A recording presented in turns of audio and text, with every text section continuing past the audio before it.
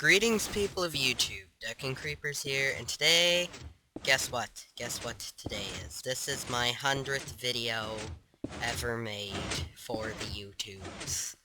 And I've come, actually, even though it probably doesn't seem like much to a lot of you who are used to watching videos of famous YouTubers, I've actually come farther than I ever expected to. Like, when I first started doing this, I figured it would be something I did once in a blue moon, and I'd maybe get like 3 people to watch it.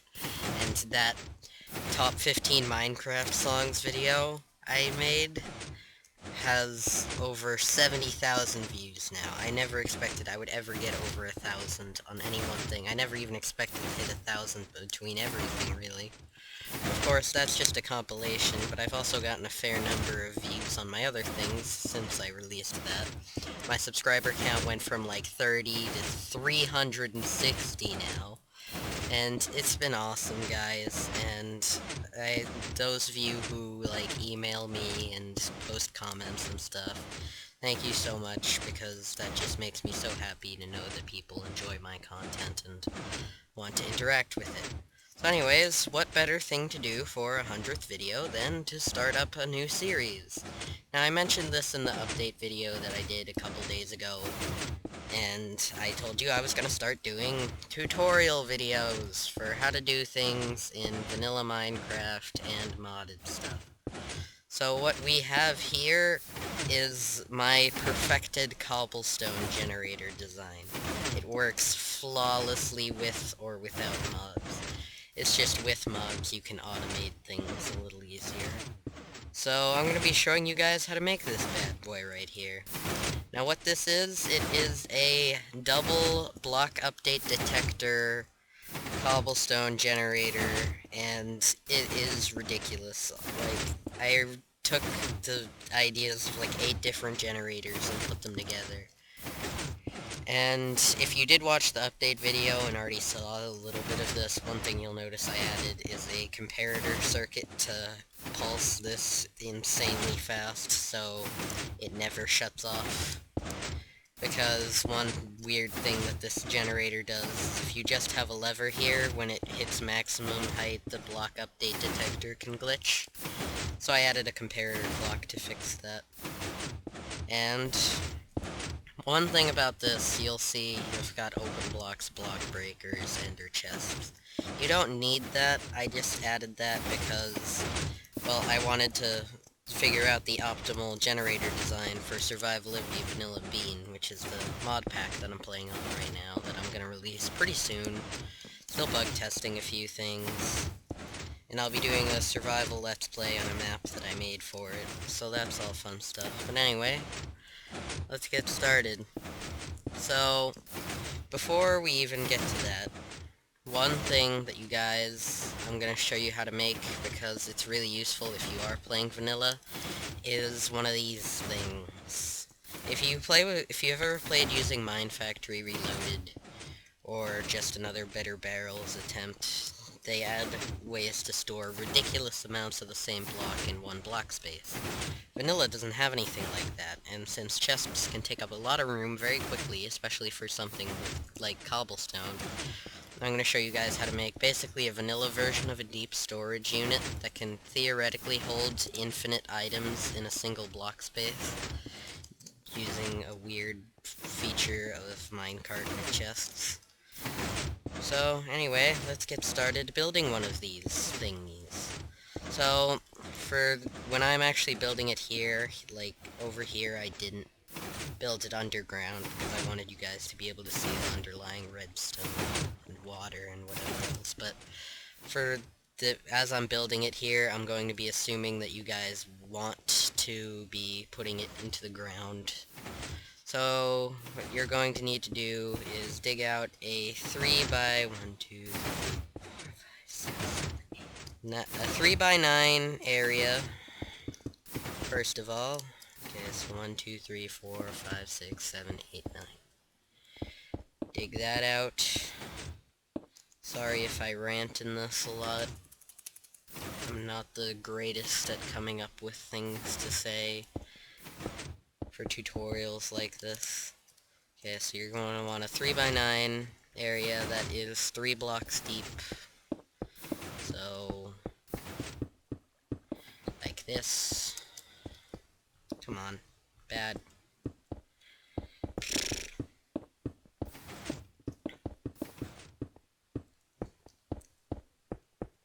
Actually... No, I'm sorry, you're going to want it to be 2 blocks deep, because you're going to want the cobblestone just above ground level. Presumably. That's what I would do anyway. So 2 blocks deep. You've got this thing here, and then what you want to do is... I don't even... What am I doing? What are you doing, duck?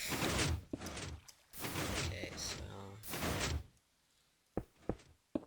You're gonna first want to...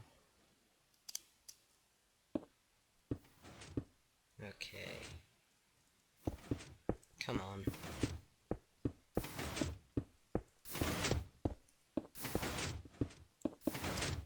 Okay, so... Maybe I lied a little bit here. I don't think so. Okay, so let me rephrase that a little bit. Actually, why am I building this with sandstone? What? Okay. Sorry about that. I'm derping. I am extremely tired from all the stuff that's been going on in the lives lately. So, let's not have the zombies come eat me as I'm trying to build this for you guys. Okay. So you've got your 3x9 block area. What you're gonna want to do is you're gonna want to make the walls out of whatever material you want. I'm using stone bricks here. And you're gonna want them to come 1 block above the surface of the ground that you're building this into, so like this. And you can replace the bottom too, you don't really have to, but I'm just gonna do it because OCD. Okay, so you're gonna want to build 2 blocks up on each of the far sides, because this is gonna be where you place the water. And then you're going to realize that you were stupid. And 1, 2, 3, 4, 5, 6, 7, 8. Then you're gonna realize you were stupid, like me, and realize that you didn't dig out enough. So you're gonna need... Okay, now it's 3x9. Good. I dug 3x8 by accident because I'm a genius. Okay. So you're gonna want the 2 blocks high on each of the far ends, and you're gonna want 2 blocks high in the like the middle block and the blocks right next to it. Why is this? Because on the far ends you're gonna want to put your water, and this makes the water flow down here out of the way so it doesn't hit the lava and turn it into obsidian. And then you're gonna want to put your lava source block right here. And at this point, you've got a manual cobblestone generator. If that's more your cup of tea. It's not very good because the cobblestone ends up in the lava more often than not. But that's what pistons are for, right? Right. He said to no one. Okay, so the next thing you're gonna want to do is below the blocks where the cobblestone spawns, you're gonna want to dig down here. You're gonna want to dig 2 blocks in, and above it you should see the cobblestone, and to the right or left you should see the water, and you're gonna want to put a redstone torch down there. Hang on. I'll leave this open until the end. So it's gonna look like that. And this is gonna power the block. That is basically the block detector, combined with a sticky piston above it. Which I'm gonna put on right now. See, look, you can see the redstone torch, but because of the way the water is designed, it doesn't actually hit the torch, so... That's not gonna be a problem. It took me a while to figure out how to get it to not hit the torch. But anyways, okay, so we're gonna need pistons. Piston. And a sticky piston. You're gonna want both types of pistons. So what you want to do is, above each cobblestone block that has generated, you want to put an outward facing sticky piston. And as you can see, the pistons now extend automatically because of the redstone torch down there, and if you break the cobble, they retract, and then when a new one generates, they stick back out. That is the block detection mechanism. Now, when you put a block onto the sticky pistons, you can use this to shoot redstone signals through, and it's really weird and amazing, and I don't even know how I got it to work, because I'm usually horrible with redstone. Okay, there we go. So then you're going to want to place normal pistons facing... You're not going to want to put that one there. You're good. So you place normal pistons against the cobblestone block facing the front of the generator. No. No. What were the odds of me pulling that off? Really? Are you serious? Oh my god. That was genius. Genius, duck. Okay, there we go. So now, you've got your pistons that are facing the cobblestone. Like this. And I put this one in the wrong spot too. Jeez. What am I doing? Okay. Hopefully you guys are watching this, because I'm not really sure how to explain this verbally. But, so you want to orient the normal piston so it's going to push the cobblestone out, and then allow a new one to generate and trigger the block detector and all that ridiculousness. So... So yeah. If you have done everything correctly so far, it should look like this. You'll have your sticky piston block detectors sitting on top of your cobblestone, the pistons ready to push out the cobblestone, and your redstone torches down here to power your detectors, the lava and water sources, and all the shenanigans. Okay. Yep. Next, we want to turn on the redstone component stuff. Now, okay, so you're gonna need a repeater facing where the stone bricks on the block detector are right now. So when the sticky piston is extended, where the stone brick, or whatever block you choose that's attached to the sticky piston arm is, that's where you're gonna want to put the repeater, because for some weird reason or another, repeaters can send signals through solid blocks, so that allows you to shoot a signal back through here, and it's really weird. Redstone is the strangest circuitry I've ever worked with, but it works. So you've got your repeaters, and after you put the repeaters on the other side, you're going to need 2 redstone dust leading over to the pistons. So the signal goes through here and then powers this piston, which pushes the block out and resets the block update detector, which, when a new cobblestone forms, it'll again send it out, shoot the signal through, and so on. Really not that complicated, just obnoxious for me to explain. So, next we're going to want to power our fabulous repeaters with fancy clock stuff. So what you're going to want to do here is you're going to want to build this little bridge of redstone so that the cobblestone can come under here unobstructed. So you take your redstone and basically connect the 2 repeaters across this little bridge here.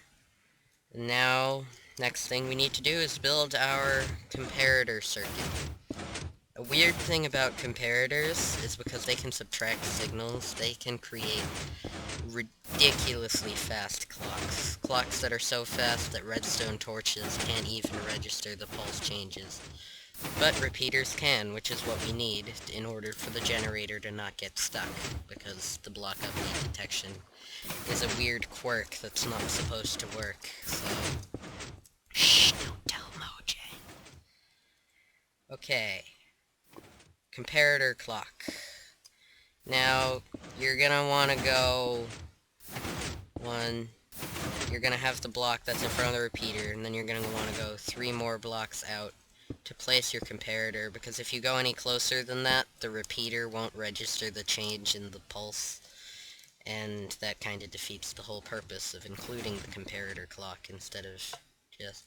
So when you place your comparator down here, right-click it so this little torch at the front pops out. That'll put it in signal subtraction mode, which the only thing I've ever seen that it is useful for are these clocks. I mean, I'm no redstone genius, so I'm sure there's probably a lot of other uses for it. I just can't figure them out. It's good for clocks. I don't know how people did clocks before these things were in the game, because most of the clock designs I have managed to figure out use them. Anyways, so you just want to put you can either put a redstone block if you never want it to shut off, or you can do what I'm doing here and put down a lever to power your comparator and activate the circuit. And now, at this point, if you are playing the vanilla game, you are done. You should have a working double block update detecting cobblestone generator that never gets stuck or jams or anything. And it's only got one lever. It's an improvement of that original SkyGrid design, if you guys ever saw that. And if you break a block, it'll just start up again automatically. It doesn't need to be toggled like the old one did. And, yep. So, if you're playing vanilla, you're pretty much done. Got your comparator clocks, and I'm probably repeating myself. And you should be good. I've played in vanilla worlds using this setup, and I have had an efficiency 1 diamond pickaxe and not even remotely been able to keep up with the output of this thing. It goes insanely fast. Ready, let's give you an idea of it. So if you're breaking this manually in vanilla with a diamond pickaxe, this is what you're gonna be trying to do here. Like, I can't do it. I can't keep up with the output at all. You never catch up to the machine. It doesn't happen. It is insane. Maybe if you have, like, efficiency 5, then you might catch up with the machine, but I doubt it highly. See, already 26 cobblestone. Game mode 1. But if you are playing Survivability Vanilla Bean, or any other mod pack that includes, like, open blocks, because I use open blocks block breakers, then you can keep watching and see how to make it automated. So, if you want to automate it, what you want to do is get some block breakers that I can actually get by doing this. And if you don't know, you can craft them like this with open blocks. They're not the cheapest things in the world. Each one needs a diamond pickaxe. And you're gonna want to put one on each end block of the generator. So let the generator run until you figure out where the furthest point that it reaches is. And then you put down your block breakers there, or any other form of automatic block breaking things. And then you want to create another clock that runs on a much greater delay to power the block breakers. So you're gonna need to put some redstone. I don't know why I got rid of the stone bricks. I need that. And you're gonna need a comparator, not on like, the torch has to be down, so the way it is when you normally place it. And then you're gonna want to put 2 hoppers.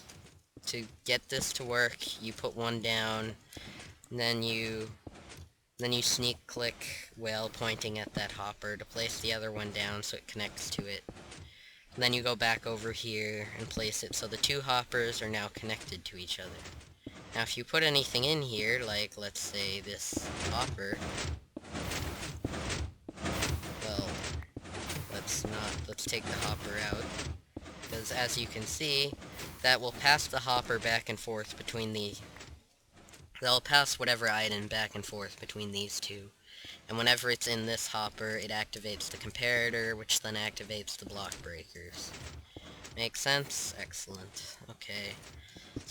So you can actually toggle this and not have it spamming cobblestone everywhere before you're ready.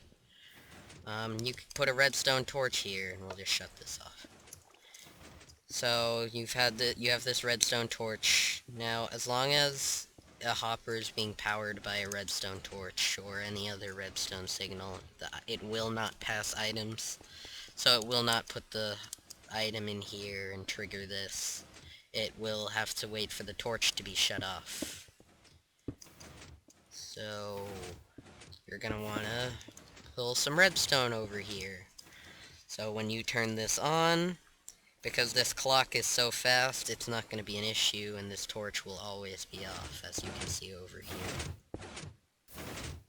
So, you turn it on, and now, you've got block breakers spitting cobblestone out everywhere. Now, this is fully automatic, but it still would require you to stand by.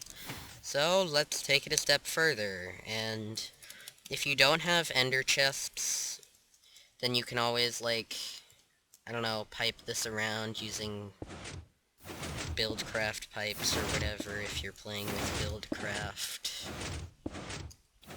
Or you can try using hopper ducts, but I'm really not sure how you would set this up with hopper ducts because these output on the top. And I don't know how you would draw it out because hopper ducts can't pull things from any other direction, so you still have to be able to put a hopper underneath for it to be able to transport things. But I'm sure someone could figure it out. But if you have ender chests, that is a godsend, or a notch send, or universe send, or however you want to look at it. We'll get some gray dye. Actually, we'll pick a different color since I already used gray. We'll just use the light gray to set these networks up. It doesn't matter what color you pick, you just have to be consistent. And get a diamond, because I like the secure networks for whatever reason. See, doesn't that look fabulous and secure and whatever else? So now, when you turn this on, the block breakers are smart enough where they will automatically output into adjacent inventories, and as you can see, you're getting the items from both. I like how it opens both chests, that's funny. Okay. So, now that you've got your ender chest network set up, you are done with the generator machine component. Here. It will automatically do this. And if you just have, like, iron chests or something, you could just put obsidian chests up here and call it a day. But we're gonna take it a step further and incorporate just another better barrel attempt, too. And we're gonna take this hopper out of here and pass the redstone torch around because we actually need hoppers again. And we'll get an obsidian chest. Again, this can be any type of chest. If you don't have iron chests, you can just have it vanilla or be more ender chests or whatever the heck you have available to you. And then you're going to want to put some sort of mass storage block. In this case, I'm going to be using just another better barrel attempt because I enjoy that. I like that mod a lot. It is one of the most useful things ever. Okay. What are we doing now? Put down an obsidian chest, hopper, whatever your storage medium is. I'll go over how to make the vanilla setup in a minute with the minecarts with chests. For now, I'm going to be assuming you're using mobs, because you could have stopped a while ago if you weren't. So, as you can see, it's pulling the cobblestone down and putting it in here. And we can lock this so it doesn't, so if it empties out all the cobblestone, there won't be any issues. And we can turn this on now. Okay, and we'll just get our, just another better barrel attempt upgrade things. I feel like the tiers were originally different from what they are now. Like, the obsidian upgrade looks like it is an ender pearl. The Endstone one looks like it's supposed to be emerald, and the emerald one looks like it's supposed to be nether stars. I'm not sure what's up with that. I'm guessing that the original intent was for it to be those things. The mod maker changed his or her mind and didn't update the inventory icons to match.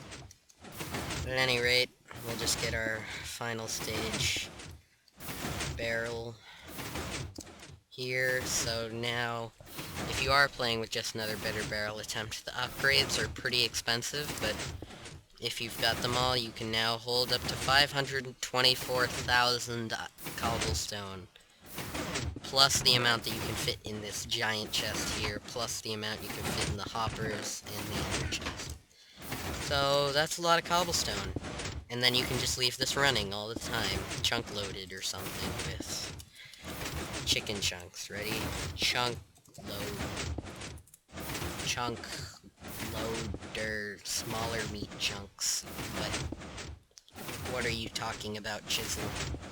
Jeez. Okay. So there's our chunk grid, so we can just chunk loader. Show lasers. Okay, yeah. So our nice little chunk loader here is now encompassing everything that it needs to. I love the little laser graphic for some reason. I don't know why. Okay, so yeah, that's running smoothly. Excellent. So now, even if you were to go somewhere else, you'd still have your cobble generating. Isn't that fun? So, if you're playing with mods, that's it. You're done. You can now hold over 500,000 cobblestone, and your generator will make it for you.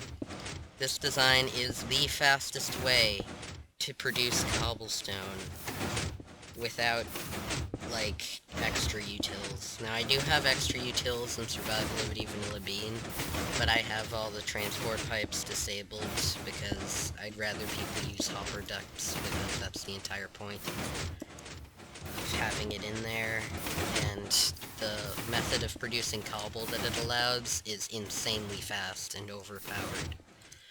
But, whatever, you know. So this is the best way to do it if you don't have extra utils or thermal expansion, because both of those have ways of generating cobble that are much better than vanilla generators. Igneous extruders eliminate the need for all this machinery and can just output the cobble directly without even needing to generate it in block form. And the extra utils, you can just put it on top of the cobble block that it generates, and it'll make 5 cobble per second or some crazy thing like that. It's nuts. So, the last thing I'm going to show you guys is how to create one of these things right here, which is basically the vanilla equivalent of the deep storage unit, and allows for infinite items to be stored in a single block if you have infinite minecarts with chests and infinite CPU power to render all the entities that it creates. So, for this, I'm going to be assuming you need totally vanilla stuff, so I'm not going to be using any mod items. Hopper. And then we're going to need a minecart with chest. And a rail. And some stone bricks, or I'll get some glass so you can see inside, to make sure all the mine carts don't go flying. And that's it.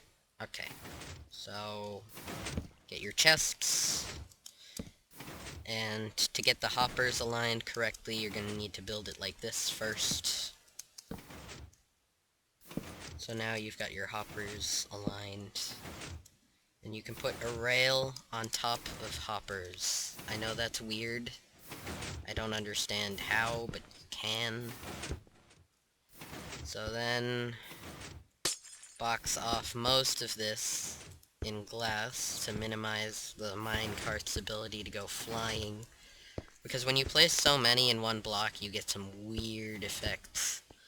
Like, I was literally trying to build this earlier, and the minecarts came out, and they all just started flying off into the sunset this way, and I had to try to stop them by putting blocks down to stop their path, and then I had to kill them all using the void because there were so many.